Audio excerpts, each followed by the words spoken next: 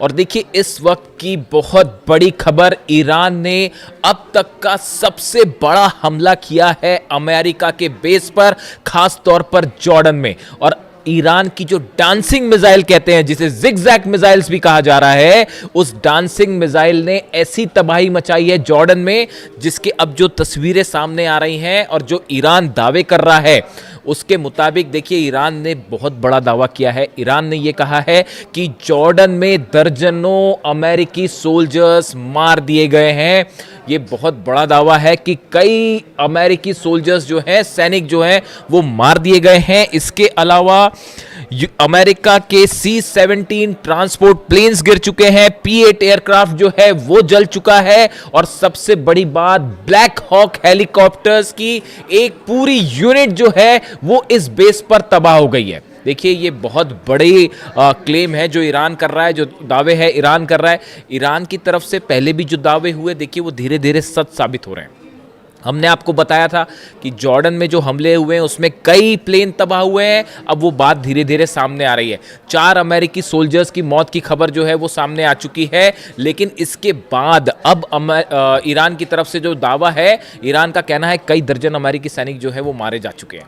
लेकिन अब देखिए इसमें बड़ा सवाल ये है कि आखिर ये हमले जॉर्डन पर कैसे हुए और कैसे ईरान के मिसाइल्स ने जॉर्डन के बेसिस पर जो है वो इतना सटीक निशाना साधा कि वहां हाहाकार की स्थिति है।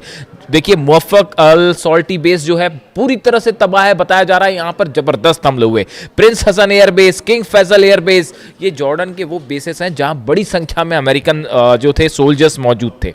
अब देखिए हुआ क्या, ये कैसे जॉर्डन में इतना बड़ा नुकसान जो हुआ है अमेरिका को, जिसके दावे हो रहे हैं, ये कैसे हुआ, और ईरान की डांसिंग मिसाइल का क्या रोल है इसमें। अमेरिका के तमाम अखबार, मीडिया आप उठा के देख लीजिए, वो इन खबरों से भरे पड़े हैं कि ईरान की डांसिंग मिसाइल, जिगजैग मिसाइल जो अपना रास्ता बदल लेती है। देखिए ईरान की तरफ से मिसाइल दागी गई जॉर्डन के इस तमाम बेसिस पर। हुआ ये कि अमेरिका के पेट्रियट सिस्टम ने, थाट सिस्टम ने इन्हें रोकने की कोशिश की, लेकिन जो खबरें आ रही हैं उसके मुताबिक ईरान की ये मिसाइल्स जो हैं ये जिगजैग रूट अपना रही हैं, यानी कि अपना रास्ता बदल दे रही हैं। इसीलिए इसे डांसिंग मिसाइल भी कहा जा रहा है।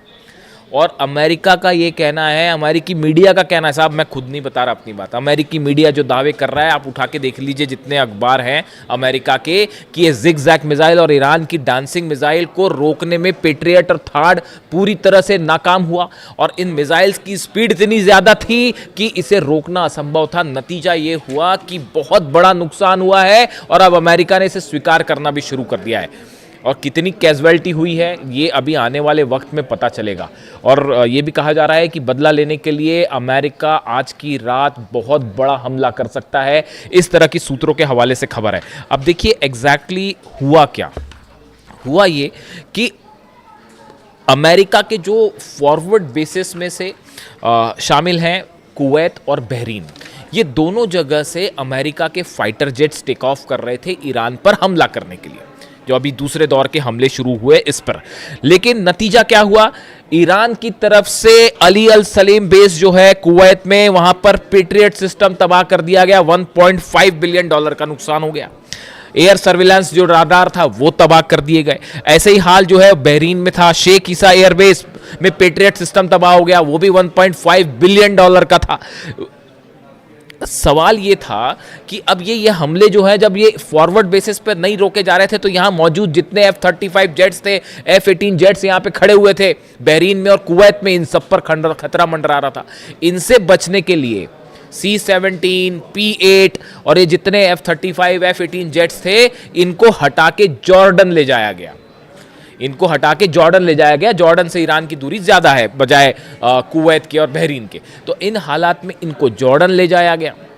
अब जॉर्डन जो है वो मुख्य सेंटर बन गया ईरान के अगेंस्ट हमलों का, और जितने जेट्स टेक ऑफ कर रहे थे वो जॉर्डन से टेक ऑफ कर रहे थे। और जो अलग अलग हमले हुए, खासतौर पर ईरान के ब्रिज पर हमले हुए, टनल्स पर हमले हुए और एनर्जी सेंटर्स पर हमले हुए, उसका नतीजा ये था कि ईरान ने पलटवार शुरू किया। और सबसे बड़ा जो टर्निंग पॉइंट था वो ईरान शहर में जो ईरान के सैनिकों पर हमला किया गया, वहाँ से ईरान की सेना का गुस्सा भड़क गया और अब निशाने पर आ गए जॉर्डन के बेसिस, यानी बहरीन और कुवैत से बड़े हमले शुरू हो गए जॉर्डन पे।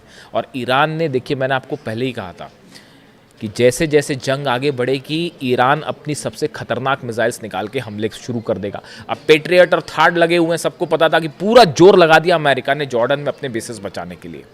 लेकिन हुआ क्या, ईरान की तरफ से डांसिंग मिसाइल्स फायर कर दी गई और उन बेस को तबाह कर दिया गया। अब अमेरिका हैरान, अमेरिका के जितने एक्सपर्ट्स थे वो हैरान कि भाई ये हमले हो कैसे गए, ये जिगजैग मिसाइल्स कहाँ से आ गई। और आप देखिए इतनी लंबी जंग चली, तमाम हमले हुए अमेरिका की तरफ से। डोनाल्ड ट्रंप ये दावे करते फिर रहे हैं कि भाई 70% मिसाइल ख़त्म हो गई है और 90% मिसाइल ख़त्म हो गई है। मेरे से भी दर्शक अक्सर ये सवाल पूछते हैं कि क्या ईरान की मिसाइल सब ख़त्म हो गई हैं, जैसा दावे डोनाल्ड ट्रंप कह रहे हैं। मैं आपको फिर से इस बात को रिपीट कर रहा हूँ, ईरान के पास कितनी मिसाइल्स हैं या तो अहमद वाहिदी साहब जानते होंगे आरजीसी चीफ, या अली खामेनी साहब जानते थे। इनके अलावा हकीकत क्या है कोई नहीं जानता। ईरान में कितने मिसाइल सिटीज हैं, इसी दिन के लिए अली खामेनी साहब ने अपनी सेना को तैयार किया था, इसी दिन के लिए तैयार किया था।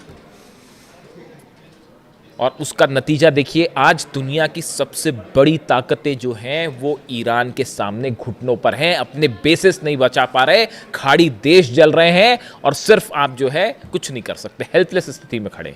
तो हुआ ये, जहां पर हमने बात छोड़ी कि पीछे कर लिया गया, अब ये डांसिंग मिसाइल्स फायर हुई। अब अमेरिका में चर्चा शुरू हुई कि भाई यहां तो दावे कर रहे थे ट्रंप की सब खत्म हो गया, फिर ये मिसाइल्स कहां से आ गई। तो अब वो एक नई थ्योरी लगाई गई कि भाई ये मिसाइल्स जो है रूस ने दी हैं, ये मिसाइल्स जो है वो चाइना ने दी है, मिसाइल की टेक्नोलॉजी चाइना ने दी है। मेरे से भी कई लोगों ने इस बारे में सवाल पूछा कि जो खबरें छप रही हैं अमेरिका में कि रूस और चीन मिसाइल दे रहा है और उसके ज़रिए ईरान हमले कर रहा है, आपकी क्या राय है? आप मेरी राय सुन लीजिए, मैं क्या कह रहा हूँ। ईरान को मिसाइल टेक्नोलॉजी में किसी की मदद लेने की ज़रूरत नहीं है। आप अगर ईरान के मिसाइल प्रोग्राम को देखें, ये कोई आज 6 महीने और 1 साल भर का प्रोग्राम नहीं है, ये बड़े समय से चल रहा है। और देखिए लगातार ईरान ने, मैंने पहले ही आपको एक कहना शुरू कर दिया था कि जितनी मिसाइल्स ईरान के पास हो, चाहे सजेल हो, चाहे खुर्रम शहर हो, चाहे फतह 110 हो, फतह 2 भी कहते हैं, ये सब मिसाइल के एडवांस वर्जन जो है वो आने शुरू हो गए, उन पर लगातार काम शुरू हो गया। और नतीजा ये है कि अब ये एडवांस वर्जन निकल के आ रहे हैं तो अमेरिका के हाथ पांव फूल गए और वो ये कह रहे हैं कि साहब ये तो रूस ने दे दिया। बिल्कुल ऐसा नहीं है। ईरान की जो मिसाइल्स हैं वो ईरान ने खुद डेवलप किए हैं। देखिए सैटेलाइट से मदद करना एक अलग बात है, ये वो बात सही है कि हो सकता है रूस और चीन के सैटेलाइट्स, कई एक्सपर्ट्स बताते हैं कि रूस और चीन के सैटेलाइट जो है वो मदद कर रहे हैं, रडार सिस्टम के जरिए मदद किया जा रहा है, जीपीएस के जरिए मदद किया जा रहा है, वो एक अलग बात है। लेकिन ये जो मिसाइल टेक्नोलॉजी और स्पीड, इस पर लगातार ईरान काम कर रहा है और सेल्फ रिलायंट है, किसी की ज़रूरत नहीं है ईरान को मिसाइल के मामले में। तो इन खबरों का मेरे हिसाब से कोई बड़ा आधार नहीं है कि ये मिसाइल्स पुतिन ने दे दिए हैं या चीन ने दे दिए हैं, ऐसा कुछ नहीं है। देखिए आप रडार्स दे सकते हैं, सैटेलाइट से नेविगेशन में मदद कर सकते हैं, वहाँ तक एक बात अलग है। अब नतीजा ये हुआ कि जब ये मिसाइल्स फायर की गई तो पूरा का पूरा अमेरिकी सेना इस बात को लेकर हैरान थी कि इतनी जल्दी इतनी स्पीड से, अगर आप मैक 4 से मैक 11 के बीच में, यानी आवाज़ से 5 से 11 गुना के बीच की रफ्तार से मिसाइल्स बरस रही हैं, उसको कैसे कोई पेट्रियट सिस्टम रोक पाएगा। और नतीजा ये हुआ कि कई जगह जो है वो पेट्रियट सिस्टम जहाँ लगे थे उनके ठीक ऊपर मिसाइल्स गिरी हैं, थार्ड सिस्टम जहाँ लगे थे उसके ठीक ऊपर मिसाइल्स गिरी हैं। और इसीलिए जंग का जो मुख्य केंद्र है वो अचानक से जॉर्डन हो गया। मतलब ऐसा लग रहा है कि ईरान और जॉर्डन की लड़ाई चल रही है। और वो तस्वीरें जो आ रही हैं, देखिए तस्वीरें वायरल हो जाती हैं। जॉर्डन में जो लोग हैं, मैं एक वीडियो देख रहा था उसमें बड़े हैरान करने वाली बात थी कि जॉर्डन के कुछ लोग खड़े हुए हैं, उसमें एक शख्स वीडियो बना रहा है, ईरान की तरफ से मिसाइल्स फायर की जा रही हैं, जॉर्डन पर मिसाइल गिर रही हैं और वो इस बात की खुशी जता रहा था कि ईरान की मिसाइल्स जो अमेरिका की बेस पर गिर रही हैं। ये जॉर्डन का शख्स जो है, जॉर्डन के लोग उसमें खुशी मना रहे थे, ईरान के साथ खड़े दिखाई दे रहे थे। देखिए ये सब अधिकांश खाड़ी देशों का ये हाल है। आज भी हकीकत ये है कि अगर आप एक जनमत संग्रह करा लें, प्लेबिसाइड करवा लें कि खाड़ी देशों में जो अरब देश हैं उनकी जनता क्या चाहती है, मेजॉरिटी जनता जो है वो ईरान के साथ खड़ी है साहब। उन सबको इन बात की तकलीफ है कि अली खामेनी साहब को असैसिनेट किया गया। लीडरशिप जो है खाड़ी देशों की वो अमेरिका के साथ हो सकती है, लेकिन जो आम जनता की राय है, जो जैसा कि सोशल मीडिया पर ट्रेंड करता है, जो उससे देख के जो अंदाज़ा लगता है वो ये लगता है कि बाय एंड लार्ज जो अरब देश है, इसकी जो आम जनता है, वो अब भी ईरान के साथ खड़ी है। सब देख रहे हैं कि बड़ी बड़ी ताकतें मिलकर ईरान को झुकाने की कोशिश कर रही है। ईरान अपने दम पे ना सिर्फ लड़ रहा है बल्कि मुंह तोड़ जवाब दे रहा है साहब। तो हकीकत यह है कि जॉर्डन जो है वो और देखिए ब्लैक हॉक यूनिट को लेकर बड़ी जो जहाँ पर देखिए जो डिस्ट्रक्शन हुआ है, जो ईरान की तरफ से दावे आए, बड़े स्पेसिफिक दावे हैं वो। एक तो ईरान की तरफ से कहा गया है, Islamic revolutionary guard corps says it launched ballistic missile at US C-17 transport plane and P-8 aircraft at Aqaba airport in Jordan, claiming several were heavily damaged, कई डैमेज हो गए, ये एक क्लेम था। दूसरा क्लेम आया कि जो ब्लैक हॉक हेलीकॉप्टर्स हैं अमेरिका के, जो कई जगह ऑपरेशन में इस्तेमाल होते हैं, खासतौर पर मिलिट्री ऑपरेशन में। अब ये भी बड़ी गौर करने की बात है। मैं कल सुबह आपको एक बड़ा खुलासा करूंगा, कल सुबह कोशिश करूंगा जल्दी वीडियो ले आऊं आपके लिए। सुबह ये खबरें आ रही हैं कि जो ब्लैक हॉक हेलीकॉप्टर्स हैं, देखिए इनका इस्तेमाल ग्राउंड ऑपरेशन के लिए बहुत ज़्यादा किया जाता है। ग्राउंड ऑपरेशन के पहले या ग्राउंड ऑपरेशन के दौरान, सोल्जर्स को नीचे उतारने पर, ग्राउंड ऑपरेशन के पहले स्ट्राइक्स करने पे, इसमें बहुत ज़्यादा इस्तेमाल होता है ब्लैक हॉक हेलीकॉप्टर्स का।